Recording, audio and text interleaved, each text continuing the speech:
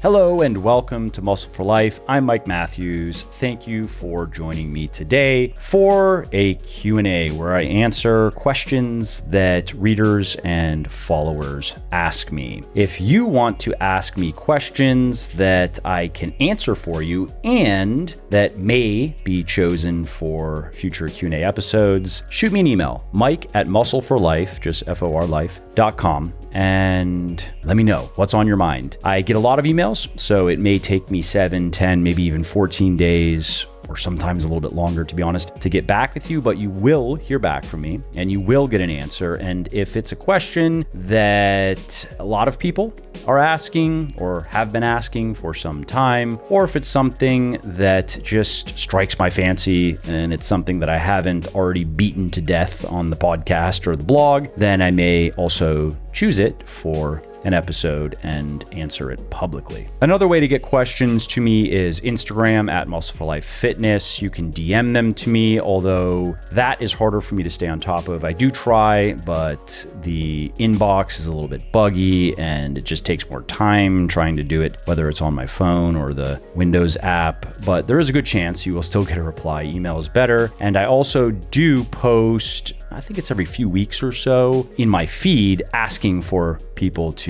give me questions, give me fodder for the next Q&A. So if you would rather do that, then just follow me on Instagram at Muscle for Life Fitness and send me a message, or just wait for one of my Q&A posts. And so as usual, in this episode, I will be answering 3 questions. The first one comes from, anonymous. There's no note here. But the question is running bad for gaining muscle and strength? The second question comes from S. Jensen12 over on Instagram. And he or she asks, how has having kids changed your approach to diet? And I'm going to read the rest of the question here just to give some context. So personally, this person says, I don't ever want my daughters to see me measure /weigh/restrict food for the purpose of changing my body. I grew up with a mother who was trapped by diet culture, still is, and it destroyed my body image, self-esteem, and self-worth so much that I am still working on healing at 33 years old. And then this person goes on to say how they don't want their kids to feel the same way, and so on and so forth. And then the final question, anonymous, again, no note here on who this came from, but I've been asked this many times via email at least, and that is, what are my thoughts on Kratom?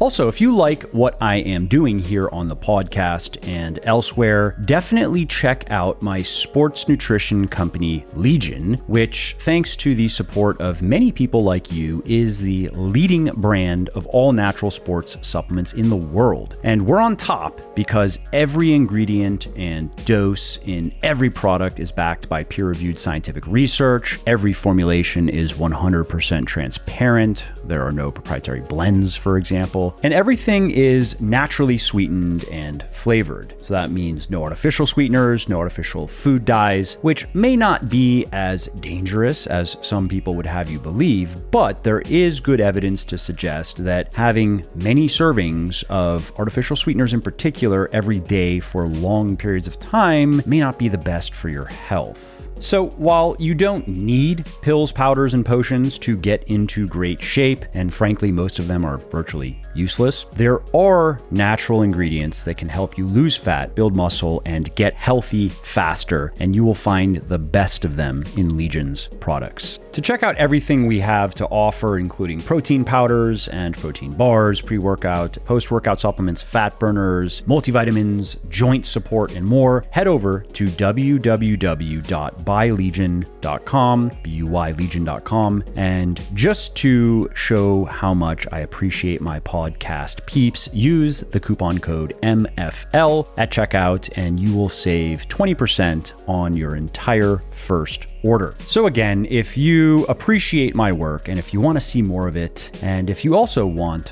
all natural, evidence-based supplements that work, please do consider supporting Legion so I can keep doing what I love, like producing more podcasts like this.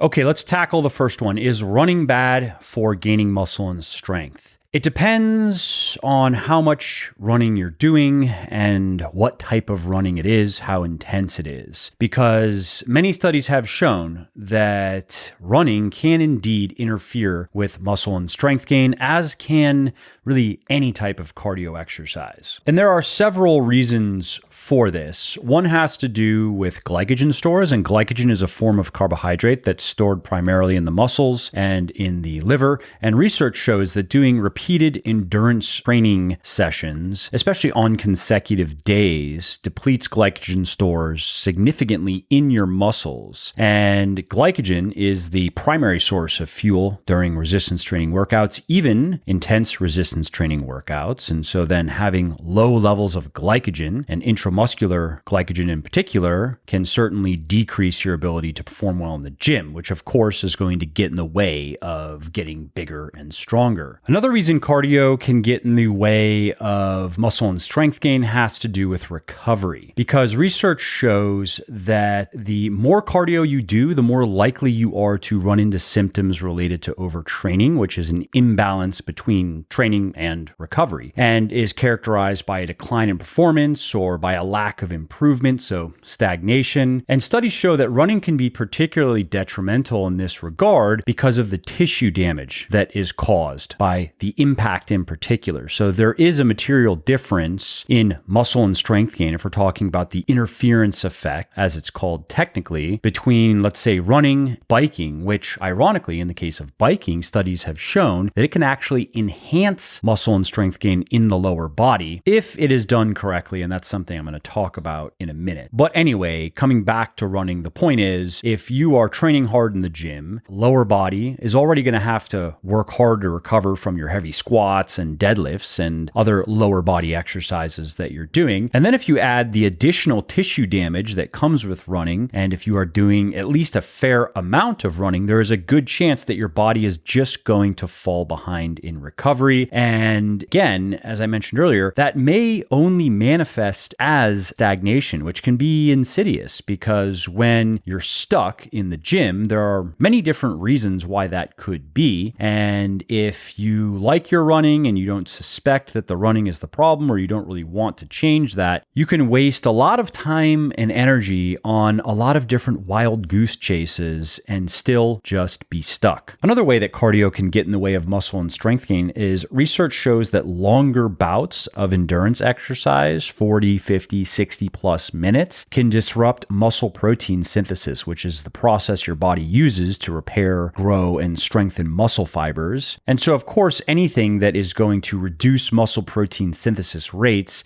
can reduce muscle growth over time. One final muscle and strength related downside of cardio is research shows that it interferes with some of the cellular signaling that is related to muscle building. And basically what happens is, after you train your muscles, after you do a resistance training workout, more of the growth that occurs from it because of the workout occurs in the fast twitch muscle fibers, the type 2 muscle fibers, than in the slow twitch or type 1 muscle fibers. And this is because when you're lifting weights, you are forcing your muscles to generate a lot of force very quickly. And that's what type 2 muscle fibers are very good at. And in response to that, your body then preferentially builds more of that explosive type 2 muscle fiber so that it can then deal with the stress of weightlifting better. Endurance training, however, has a very different effect on the body. Studies show that doing regular endurance training workouts reduces the power of type 2 muscle fibers and decreases the number of them within the muscles themselves. And both of those things, of course, then have a detrimental effect on your physical performance in your resistance training workouts and in your strength in particular. And as whole body strength is the primary driver of whole body muscle gain, and that is particularly true when you are an intermediate or an advanced weightlifter. When you're new, you can gain a disproportionate amount of muscle compared to strength. The correlation for the first year or so isn't very strong between strength and muscle growth. However, once your newbie gains are behind you, the association gets a lot stronger, meaning saying that the most reliable way as an intermediate or an advanced weightlifter to get bigger is to get stronger. And if you are not getting stronger, if your 1RMs on your big lifts that best represent your whole body muscle strength, some sort of squat, some sort of overhead press, bench press, and deadlift are the most effective proxies for whole body strength. Of course, you can use other exercises, but those ones in particular serve very well for that purpose. And if your 1RMs on those exercises or those types of exercises remain either in the same range or are even trending downward, you can bet that you are not gaining any muscle to speak of. And if you want to get bigger, you are going to have to figure out how to get those 1RMs to trend upward over time. Now, all that is not to say that you should not do cardio if you want to gain muscle and strength, because you can gain muscle and strength and do cardio. There's also a lot to be said for cardio's health benefits, especially its unique health benefits, its cardiovascular benefits, for example, that you get through cardio, but not through weightlifting. And there are also some unique metabolic benefits and some longevity related benefits. And if you want to learn about all of that, check out a podcast I recorded maybe 4 to 6 months ago called Should You Do Cardio If You Lift Weights? Science Says Yes. You can find that in the feed. And if you would rather read about it, just head over to legionathletics.com and search for cardio, and it will pop up in the results. There's an article that the podcast was based on. And in addition to the health benefits, research shows that having good cardio, being cardiovascularly fit, can also enhance your performance in your resistance training workouts by helping you recover your work capacity, your ability to exert effort faster in between your sets of weightlifting. So let's say you rest on average 2 minutes or maybe 2.5 minutes in between sets of isolation exercises, and maybe 3 to 3.5 minutes in between sets of heavier compound exercises. And that's pretty reasonable. That is in line with research on optimal rest times. But what you may find is if you are currently doing that and you have poor cardiovascular fitness, if you improved your cardio to, let's say, good or even a very good level, that without changing the rest periods in between your weightlifting sets, you can just work harder. You can get an additional rep or two with your working weights, and you feel fresher. You feel more recovered in between your weightlifting sets. And if you want a little preview of what this may feel like, just extend your current rest times 30 to 60 seconds. If you don't have good cardio, do that and then see how it improves your performance in your sets. Now, of course, you don't want to be resting 3+ minutes on your isolation exercises and 4+ minutes on your compound exercises. You shouldn't need to be resting that much. But again, what you might find if you improve your cardio from a current low level to a significantly higher level is 2 minutes of rest on the isolation and 3 minutes of rest on the compound exercises comes to feel like what currently requires 3 and 4 minutes of rest. And something that I've noticed since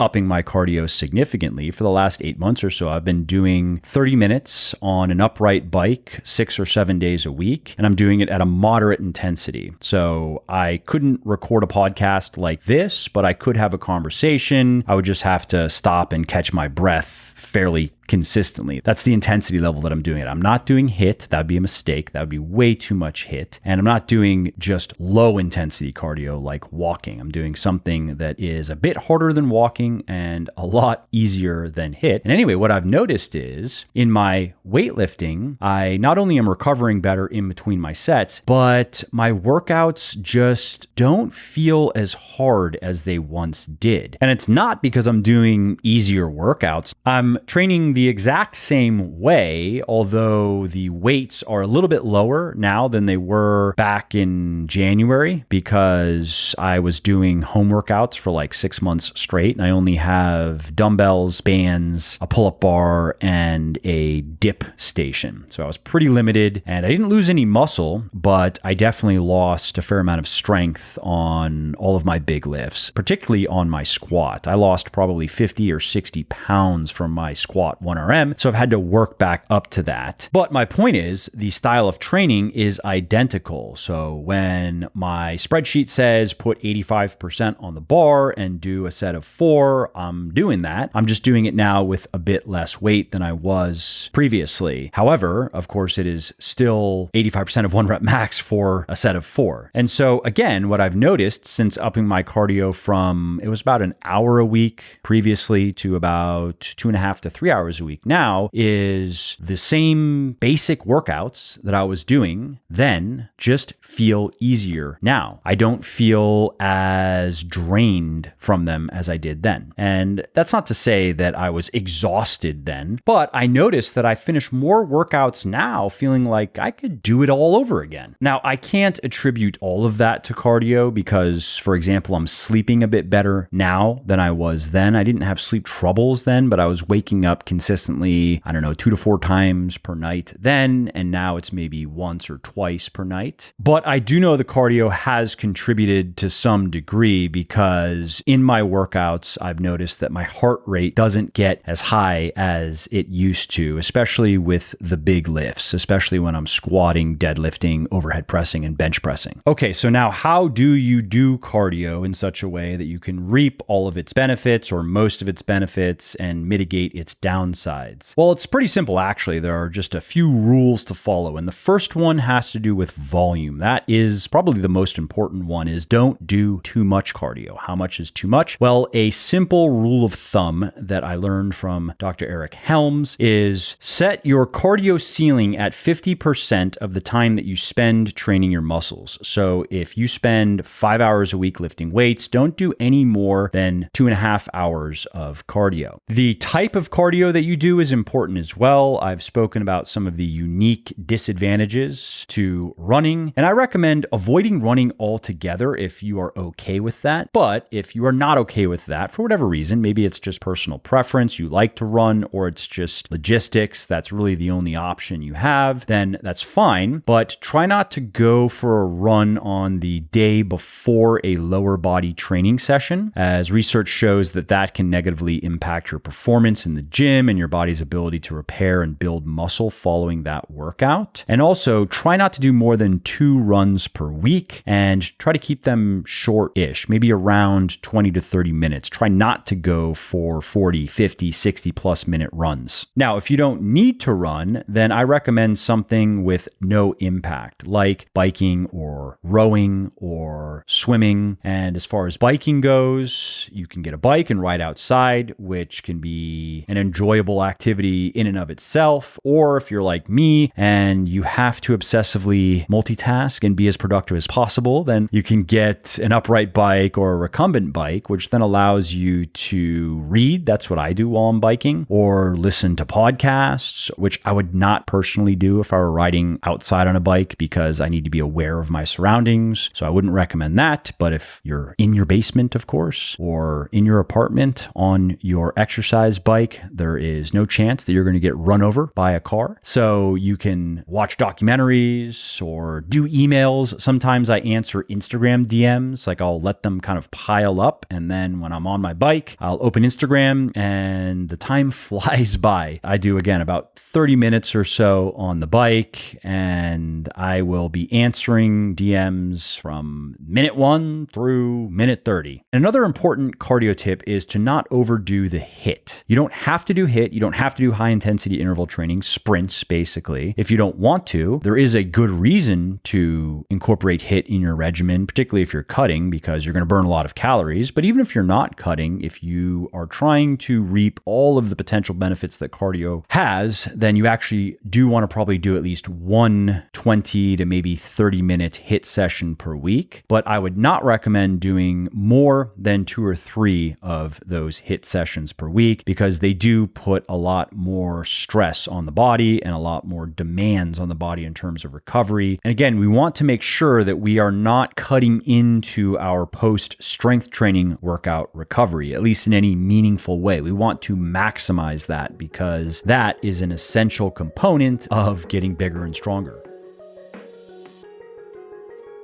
If you like what I'm doing here on the podcast and elsewhere, definitely check out my sports nutrition company, Legion, which, thanks to the support of many people like you, is the leading brand of all natural sports supplements in the world.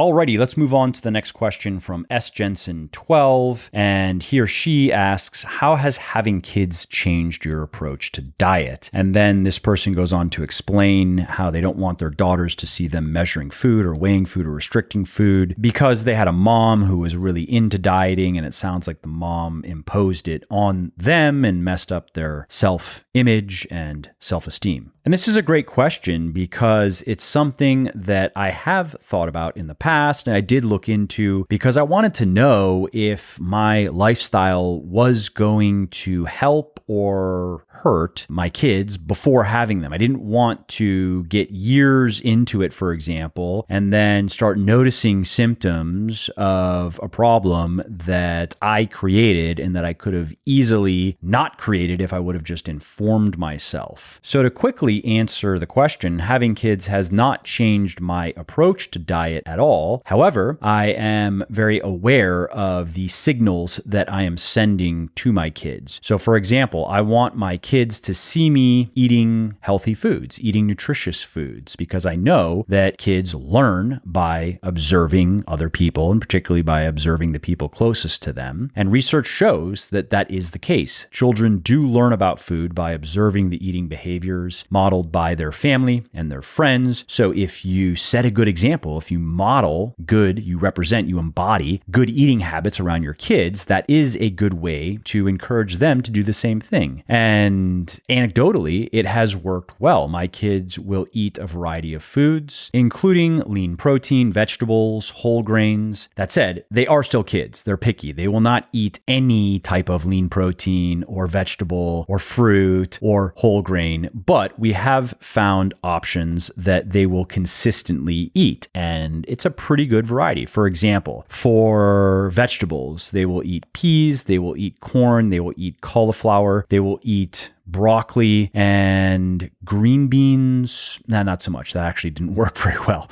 So yeah, our go-tos are the ones that I just mentioned. As far as fruits go, they like bananas, they like strawberries, they like blueberries, and they like apples. So we have plenty of those around, and my wife and I also eat them. So again, our kids see us eating the same types of foods, and that encourages them to keep eating those foods. And as far as whole grains go, they like oatmeal. They eat that basically every day, and that is a fantastic whole grain. I eat oatmeal almost every day as well. No big surprise there, right? They saw me eating it first, and then they tried it, and then they liked it, and now it's a thing. They also will eat granola, which they like to put in high protein yogurt. And my favorite high protein yogurt is skyr. It's Icelandic yogurt. I prefer that over Greek yogurt. So that's what we always have in the fridge is skyr. And so my kids have come to like skyr, and they will sometimes just eat a little pot of it, which is about 16 grams of protein by itself. Other times, though, they like to have some granola in it, and the granola we get is made locally here in Virginia with very few ingredients and no added sugar. So it is a good whole food source of whole grains.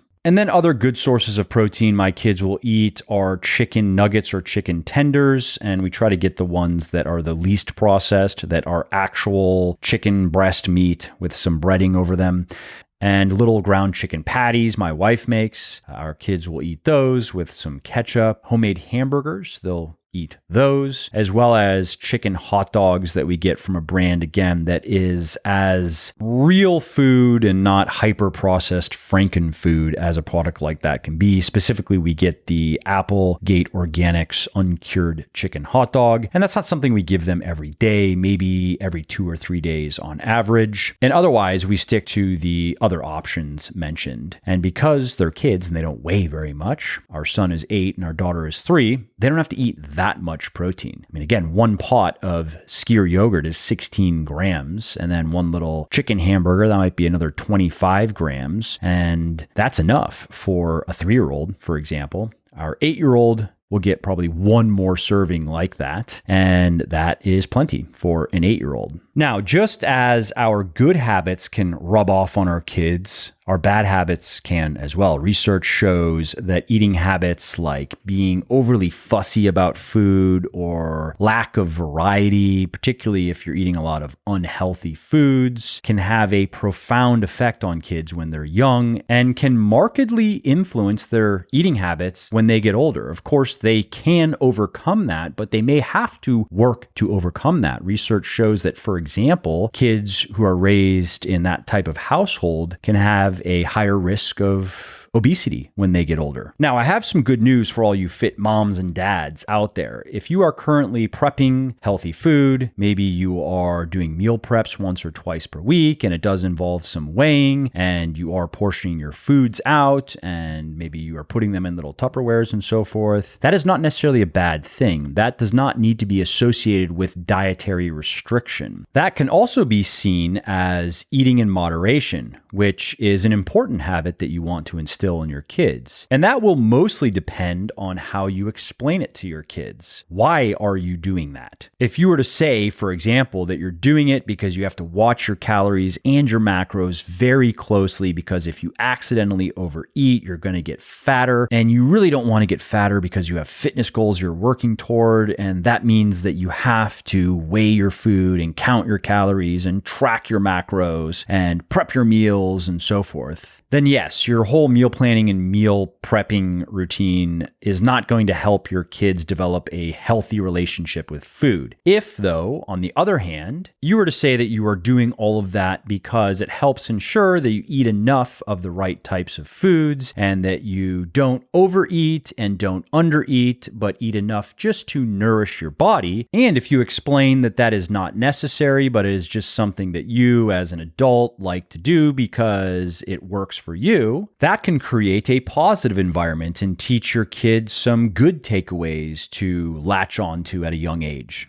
For example, when my son has asked me why I'm weighing or measuring food, measuring out a cup of oatmeal, for example, as opposed to just throwing in a handful, I've just told him that that's the amount of food that I like to eat, not so much that I am super full afterward, not so little that I'm still hungry. And that made sense to him. And something else my wife and I have been conscious about is not talking about losing fat or gaining muscle around our kids and deflecting questions my son in particular has had about muscles and physique. So he compares his body to my body and he asks, why do I have ab muscles and he doesn't? And how does he get ab muscles? And how does he get bigger muscles? And when he has asked these kinds of questions, I tell him, one, that, oh, this is something that happens when you get older. And two, I'm careful to not impose what I think he should do. I don't say, here's what we're going to do, son. When you're 12, you're going to get in the gym with me. You're going to start squatting, deadlifting, bench pressing, overhead pressing, and then you're going to get huge. I just tell them,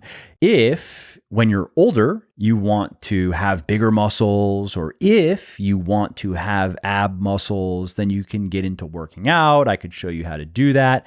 But if you don't want to do that, that's totally fine as well. And then my wife and I just encourage our kids to be active, to play outside. We limit screen time. We don't allow them to watch any TV throughout the week, or if we do, it's very rare. So TV watching is really Saturday and Sunday morning and sometimes in the evening. And that's it. During the week, there is no TV, there is no iPad, there is no smartphone, no screen time whatsoever. And we encourage them to play sports with each other, with other kids in the neighborhood. Although since COVID, there hasn't been much of that. And before COVID, we put our son in a soccer league, for example, and it looks like that is starting back up actually. So we will put him back into that, and we will put our daughter into the same thing. And ironically, given her personality, she may be more suited to sports than our son, who is competitive, but also kind of a softer personality. I wouldn't be surprised if he grew up to be a chef or an artist, for example. Whereas Romy is a Tasmanian devil. I would not be surprised if she grew up to be a rugby player or even like a cage fighter.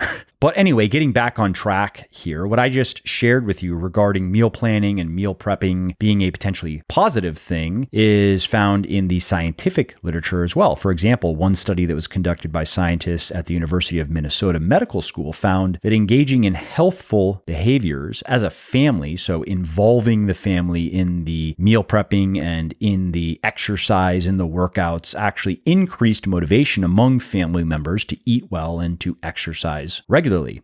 It also helped build relationships between the family members. It encouraged them to be active together, and it increased the likelihood that they shared meals together, which of course enhances the family dynamic. Now, something else related to kids and diet that is important and is something that my wife and I, again, have been very conscious of is you don't want to extend your eating habits to your kids if they are particularly restrictive. So for example, if you heavily restrict sugar in your own diet and you try to do the same thing for your kids, research shows that it is likely going to backfire. For example, studies have found that when kids are given the opportunity to eat the forbidden food, so when I was growing up, my mom used to severely restrict my sugar intake. I don't even know why, but what I would do, of course, is go to my friend's house and eat a bunch of candy. And that's one of those things that we don't need science to tell us happens, because we probably have all either done it or seen it firsthand, but research does show that that is consistent. These studies have also found that under those conditions, kids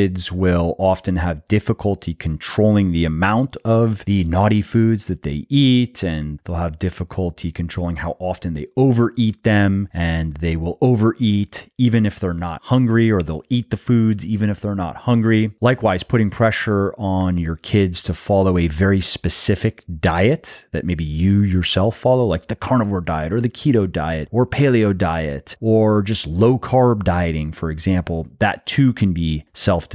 For instance, studies have reported that higher levels of parental control and pressure to eat certain foods can be associated with lower fruit and vegetable intakes and higher intakes of dietary fat. So if you are following a highly restrictive diet, first I would question as to why, and I would introduce you to flexible dieting, where you can eat all the foods that you like to eat, just in moderation. So you're going to eat a lot of nutritious foods, and then you're also going to be able to eat some non-nutritious foods consistently. And that can mean sugar or whatever your thing is. And if you have not tried flexible dieting before, chances are you are going to enjoy it a lot more than restrictive dieting. And it's going to help you reach your fitness goals faster and help you maintain your ideal body composition and your ideal health for longer. And it's going to set a good example for your kids, and it's going to allow them to get used to eating a lot of nutritious foods as well as some treats. And again, anecdotally, how this has played out with my kids is most of their calories come from the nutritious foods I've already told you about. And sometimes they want some sugar, and there aren't many options for that in the Matthews household, but there are a few things. We have some chocolate, and we have some ice cream, and we have some ice cream bars, and sometimes we get them these little ice cream sandwiches. And if they want something, then we let them have it. And I would say on average, it's probably 3 times per week that they even want to have some sugar. And other times they just don't even ask for it. They don't even think of it. And as far as how much we let them have in a sitting, I mean, they're kids. They have little bodies. They can't eat that much of anything in one sitting, but it's maybe 150 to 200 calories or so of whatever it is they want to eat. And that is more or less all they want usually. Even if they could have more, they wouldn't. It's also worth mentioning that we have a little ritual where I make us pancakes every Saturday and Sunday morning. So that's their breakfast on the weekends, not nutritious. And usually on Friday or Saturday evenings, I like to make a pasta of some kind. These days it has been a bolognese pasta, and that is not as nutritionally bankrupt as pancakes, which is not terrible. I mean, you have highly processed pancake flour, of course. You can't count that as whole grains. So it does fall into the minority of calories going to nutritious things approach. It is not the 80% of your calories, your nutritious foods, right? And there are a couple of eggs that I put in there and some whole milk. So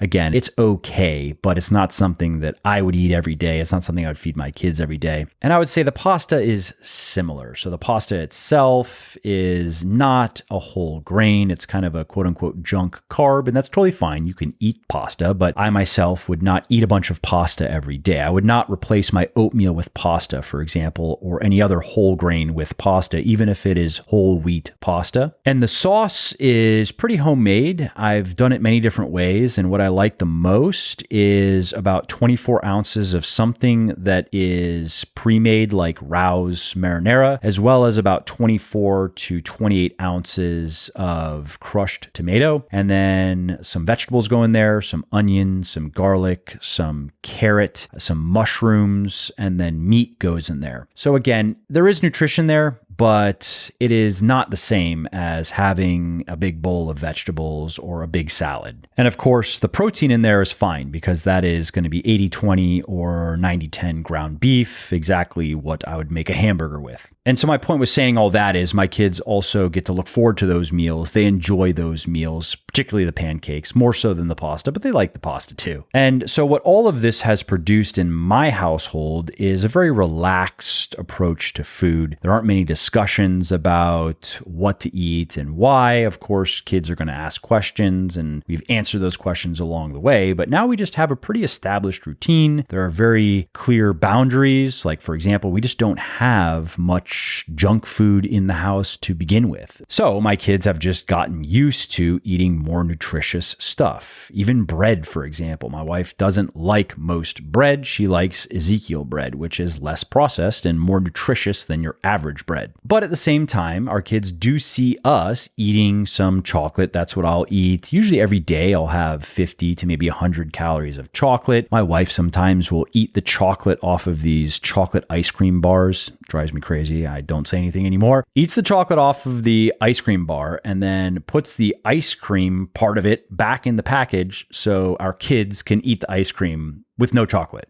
And so what our kids have learned by observing us and by asking questions is that sugar is totally fine to have. You just don't want to have too much because that's not good for your body. That is unhealthy. But if you eat a lot of these other foods that are healthy and good for your body, you can certainly enjoy a little bit of sugar whenever you want. And if you don't want to have sugar, you don't have to. Now, when my kids get a bit older and they can understand things like calories and body composition and how the nutritious of your diet relates to the amount of calories you eat and relates to body fatness and so forth, I will explain those things again in a way that is not going to create fear or anxiety, but is just going to educate them on how their body works, on the simple cause and effect relationships between the foods that we eat and what we see in the mirror and how we feel. And I suspect that it's going to go over well because by then they're going to have many years of healthy eating under their belts, and they're going to have developed a healthy relationship with food and hopefully a healthy body image as well, an appropriate body image based on reality and realistic expectations and not what they are probably going to be seeing on social media. That is unlikely to change. For years now, I've been hearing from younger people, teenagers in particular, who were comparing their body to the body of a 25-year-old on Instagram. And in the case of men, a 25-year-old who's probably on steroids and wondering, asking me, how do they look like that? How do they get to that as quickly as possible? And that's why I have produced content specifically for teenagers. I've written an article that explains what teenagers should be focusing on with their diet and with their training. And the long story short is save the neurotic stuff for later.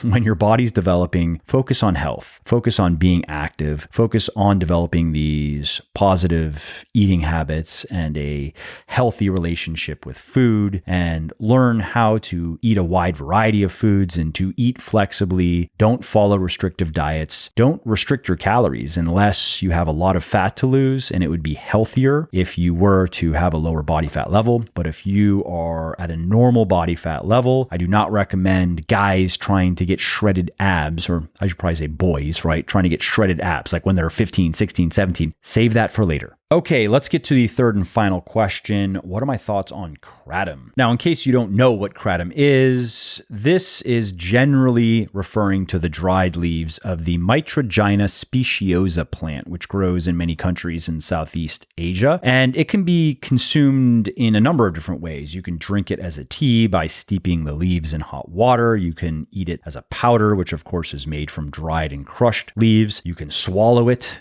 pills of it, which contain powder. You can swallow a liquid extract, which contains concentrated amounts of the psychoactive chemicals in it. You can chew the leaves. You can chew kratom gum. You can smoke the leaves. There are a lot of people out there who are into this. And the reason they're into it is kratom leaves contain a number of compounds that can have mind-altering effects, psychotropic effects. And at low doses, these compounds can cause mild stimulant effects similar to caffeine. Many users, for example, report feeling more alert and more sociable and more energetic when they are under the influence of kratom. And then at higher doses, the effects are different, more similar to opioids like euphoria, relaxation, sedation, and pain relief. And the number one reason a lot of people have been talking about kratom over the last year or so, at least that I've seen, is many people believe that it can help people stop taking opioid drugs. Serious drugs, heroin, morphine, OxyContin, and so forth. And a fair amount of anecdotal evidence suggesting this has accumulated. And that's why scientists are pushing now for more research into how kratom may be able to help combat opioid addiction. Now, that is not why your average everyday person uses kratom, of course. Your average everyday person is not an opioid addict. They just want to feel better. Some people say it helps them reduce pain as well by other conditions like arthritis and Lyme disease. And some people say it helps reduce their symptoms of anxiety and depression. Now, keep in mind, there's no research to back any of that up. These are people on the internet just talking. And some companies that sell kratom and kratom products make outlandish claims about what it can do. Some say, for example, it can cure cancer and it can cure all these other maladies. No evidence, and the FDA has started going after many of these companies. You have to also keep in mind that when people are turning to any substance to help with a health condition or to reduce pain, the placebo effect is going to be a factor, meaning that if somebody has a problem and then they use kratom and it helps with the problem, it may not be because kratom meaningfully impacted their physiology in any way. It may just be the placebo effect. Also keep in mind, in that case, people are going to be more likely to downplay any negative side effects as well. Another reason why kratom is popular with some people is they're under the mistaken belief that because it is quote unquote natural, it is just inherently safer than man-made drugs. And that is not the case. There are plenty of poisonous and harmful plants and other substances out there. Hemlock, arsenic, cyanide. And in some cases, quote-unquote natural medicines can actually pose larger health risks than synthetic drugs that have undergone a lot of scientific testing. Something else to keep in mind is just because someone, maybe even you, are not noticing any immediate side effects of kratom, we really don't know how it's going to affect people long term because there are no controlled long-term studies on it. And while the FDA's claims about the dangers of kratom may be slightly overblown, there is definitely grounds for concern. For example, research conducted by scientists at Northeast Ohio Medical University analyzed over 1,800 kratom-related reports from poison control centers across the U.S. between the years of 2011 and 2017. And what they found is that in cases where kratom was the primary drug people consumed, 32% of them wound up in the hospital and 52% were treated for some kind of serious medical problem. They also found that 11 people died after consuming kratom. Now, as you would expect, in most of those deaths, 9 of them to be specific, the people were consuming kratom along with other drugs: alcohol, caffeine, cocaine, benzos, fentanyl, antihistamines. But 2 people died after only consuming kratom. The scientists also found that among people who only consumed kratom and didn't die, 86% still experienced some kind of negative clinical outcome like elevated heart rate or agitation and so forth. Another study worth mentioning was conducted by scientists at VCU Medical Center. And in this case, they looked at the symptoms of 15 people who were admitted to poison control centers after consuming kratom. And what they found is that these people suffered from impaired cognition, agitation, seizures, and rapid and irregular heart rate. Now, if you are thinking selection bias, I understand these statistics don't tell the whole story because almost everyone who calls a poison control center is suffering from some kind of negative symptom, right? So if you only looked at that data, it would appear that, almost everyone who takes kratom gets really messed up. And of course, that is not the story that these studies tell. The studies also involved small sample sizes, just under 2,000 reports of people who have taken the drug. And it's possible that the majority of the people who use kratom experience mild or no negative side effects. It's just not reflected in the data. So I don't want to put too fine of a point on the dangers of kratom, but based on the evidence we have and based on the lack of evidence and lack of knowledge that we have about dosing, for example, and based on the fact that many, many people in Southeast Asia are addicted to this stuff, it probably should not be considered safe until we know a lot more about how it affects us. All right, well, that brings us to the end of today's episode. I hope you liked it. Thanks again for joining me today. And next week, I have more goodies. I have a monologue on massage guns, something that I've been asked a lot about recently, so I finally got around to producing some content on it, as well as an interview with the ex-NFL player and fellow podcaster John Wellborn on his favorite functional exercises for more stability and power. And another round of the book club is going up, this time Extreme Ownership, my key takeaways from that book, as well as a Merry Christmas and Happy Holidays message from yours unruly. All right, well, that's it for this episode. I hope you enjoyed it and found it interesting and helpful. And if you did, and you don't mind doing me a favor, please do leave a quick review on iTunes or wherever you're listening to me from, in whichever app you're listening to me in, because that not only convinces people that they should check out the show, it also increases search visibility, and thus it helps more people find their way to me and learn how to get fitter, leaner, stronger, healthier, and happier as well. And of course, if you want to be notified when the next episode goes live, then simply subscribe to the podcast and you won't miss out on any new stuff. And if you didn't like something about the show, please do shoot me an email at mike@muscleforlife.com, just muscle, F-O-R, life.com, and share your thoughts on how I can do this better. I read everything myself, and I'm always looking for constructive feedback, even if it is criticism. I'm open to it. And of course, you can email me if you have positive feedback as well, or if you have questions really relating to anything that you think I could help you with, definitely send me an email. That is the best way to get a hold of me, mike@muscleforlife.com. And that's it. Thanks again for listening to this episode, and I hope to hear from you soon.